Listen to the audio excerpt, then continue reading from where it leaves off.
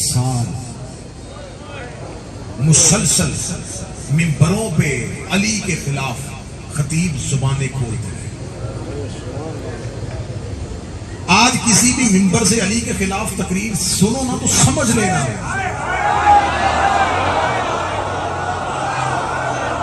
ये शाम वाले का मिंबर है।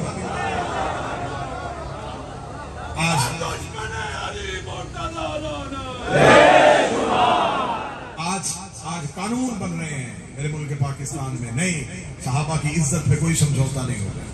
तो इस कानून को यहां से क्यों शुरू करना है, पीछे से शुरू करो।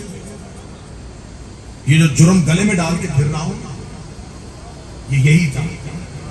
मेरे पाकिस्तान के लोग हैं, मैं तो जिंदगी में कभी मिंबर पे, क्योंकि मैंने अपना फैसला इन बादशाहों को दे दिया। गदाई इनकी है, नौकरी इनकी है। 2 साल पहले इसी से 1 रात कबल मैंने वतन छोड़ा और फैसला आज कर लो। जिन्होंने छुड़वाया था वो कहां पहुंचे और मैं कहां पहुंचा। वक्त ने फैसला कर दिया, मैं तो वहां आ गया जो हमारी मंजिल थी।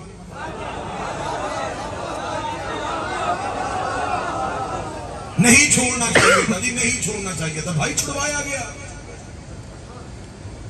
कहा गया कि 1 रात के अंदर वतन छोड़ो वरना ये मानो। वो मैं मान नहीं सकता और वो मानने के लिए तुम्हारे कई बड़ों ने साइन कर दिए। मुझे खबर है कि कौन कौन किस किस कमरे में बैठ के क्या क्या करवाना चाह रहा था। ये बातें होंगी जब शहंशाह आएंगे तब। लोगों से इंसाफ तो मांगना ही नहीं, जंग की ही पारवे के लिए। नौकरी शहंशाह की है, हमारी क्या मजाल है कि मैं मिंबर पे बैठ के, ये मिंबर अली के फजाइल के लिए है, अपनी खूबियों के लिए नहीं है।